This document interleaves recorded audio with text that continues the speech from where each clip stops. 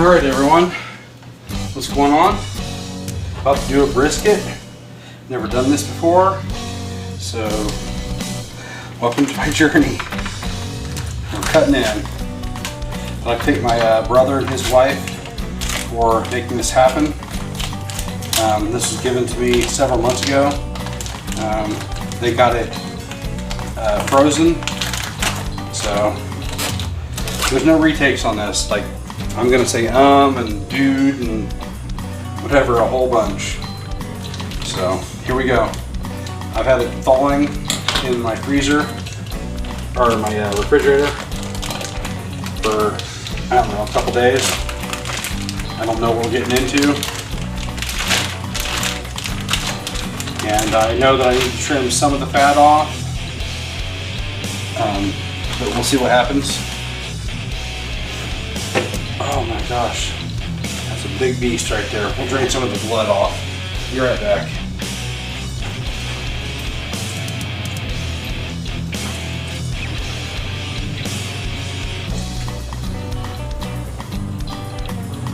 I said blood, but it's actually technically not blood. It's a whole different beast. And I've got, here we'll get a bowl out. Take any of the fat trimmings that I can off. We don't want to keep it too lean, but we would love to have a little bit of tallow or anything we can to add to this afterwards. This is a local butcher that did this for my family, my brother and his wife.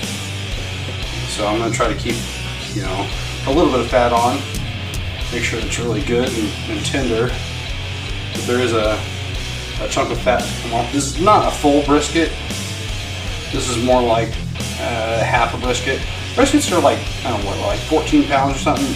This bad boy is like 8 pounds-ish. I'm okay with that. Take a look at the backside. I'm just glad it's completely thawed. I was scared that it wasn't going to be completely thawed. That's a big fat cap right there. We'll go with that bad boy. Get her chopped down. Make her edible. Aerodynamic is what I heard Guga say. Those that watch Guga.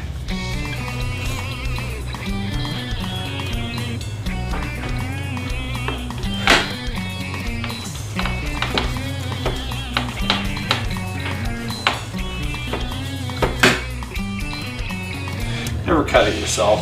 I did something kind of dumb, but we made it through alive.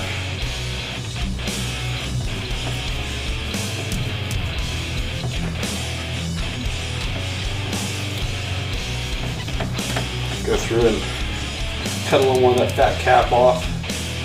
Keep her kind of slim. I want that fat cap to keep it from getting too dry. This is a, you know, like I was stating earlier, this is kind of a thinner cut. So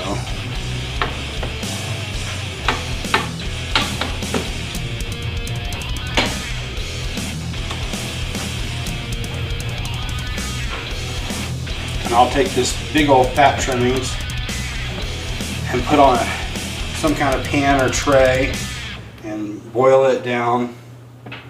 Make it into a tallow that I can add back to this and make sure that it stays good and tender and it keeps the good flavor. So.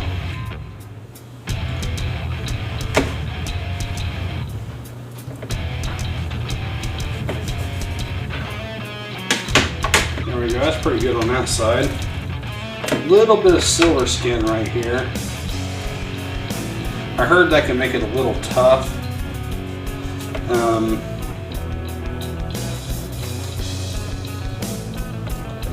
I'm not gonna worry about it. That's so little that that's not an issue. Flip it over. See what we got on the other side. I feel like that's pretty good. I'll take a little bit off of here. But there again, I'm cutting towards myself. I'm an idiot. Don't do what I do.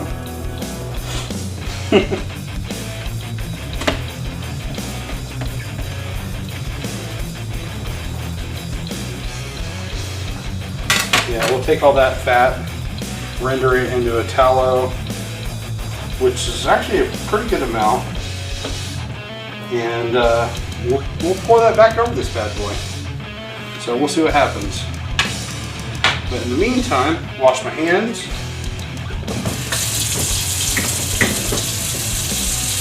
And we're going to use mustard as our binding agent to allow the seasoning to adhere to this meat.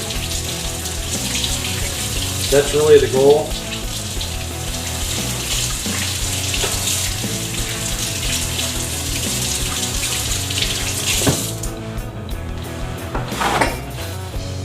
And we'll see what happens.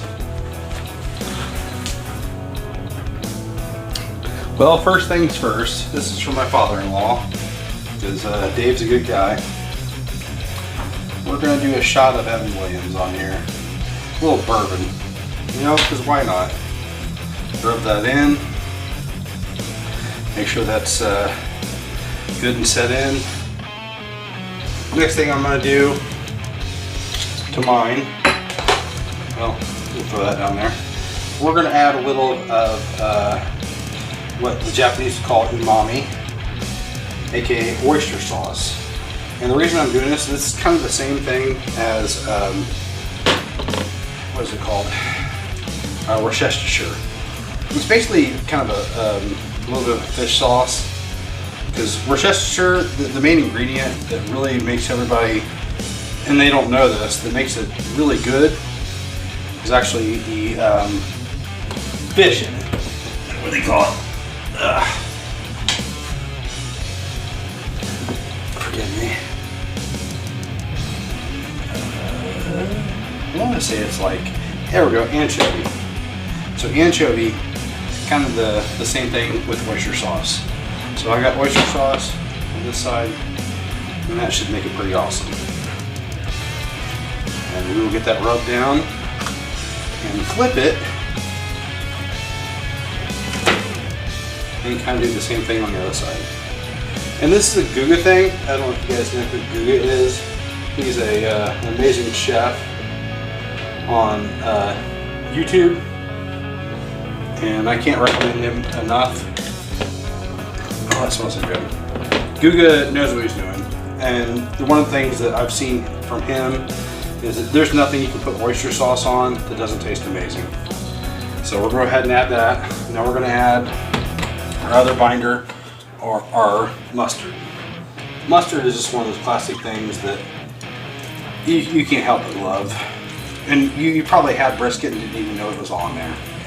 So we're going to do mustard and oyster sauce. I thought about adding my Japanese barbecue sauce to it, which is really, really good. For those that know what the Japanese barbecue sauce is, I'll show you here in a second. But we're going to go ahead and do these two. I feel like that's going to add a lot of salt to it and make it taste, the flavor is going to be out of this world. So we'll get that added. That was the other one I was thinking about, and maybe next time I'll do that instead of the oyster sauce, but that's on me. And now we're going to add our Pime brisket seasoning, which I actually got at, I believe it was Meyer, if I remember right. And this should be a really good rub for this.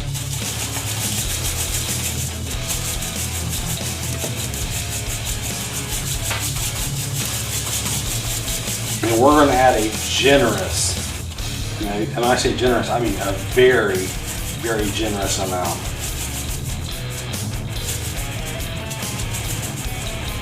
We're going to coat the ever-loving dickens out of this bad boy.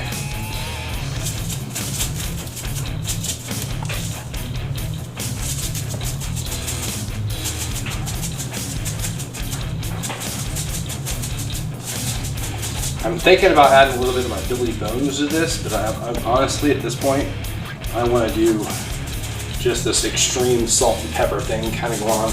Because one thing I've learned from my man Guga is that salt, pepper, and garlic on beef is like probably one of the best things you can do. And he's right. I've experimented like with my cheeseburgers and stuff, and it's insane. So I'll clean up my mess in a minute. You guys that know Heather's probably going, oh my God, Jesse, you're making a mess. Yeah, I am. Messy Jesse. But we want to get all this brisket seasoning on here and make it just phenomenal. Like I said, there's a little bit of silver skin on this backside. I'm okay with that. It's gonna make it a little bit tough. And I'm a man, I don't have the money to, I just don't feel like cutting it off is a good idea. That's just me. Down the road, maybe, if I'm doing this professionally, yeah, I'll cut that off, but you're talking to the working man. I'm just gonna let it ride. Because honestly, it's pretty good.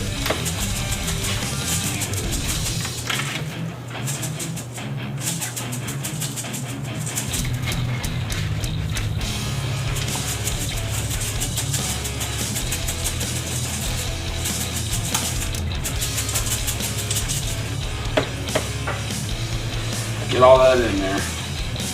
Get it in good and get it in tight. Turn it over.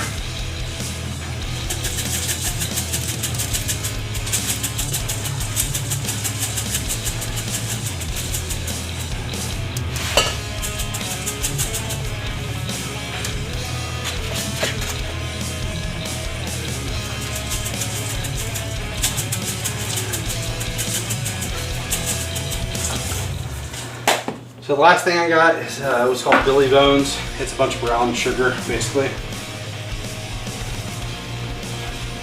We'll add that on the outside and get that in there too.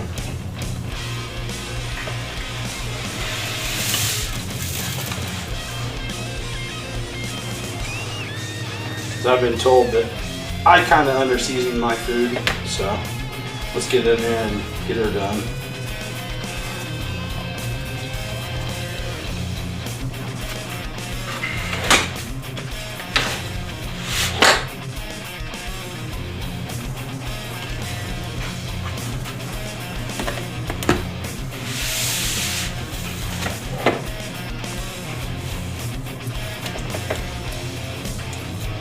There we go. Well, she's seasoned. I'm gonna put her back in the refrigerator and call it a night. Thanks everyone for watching.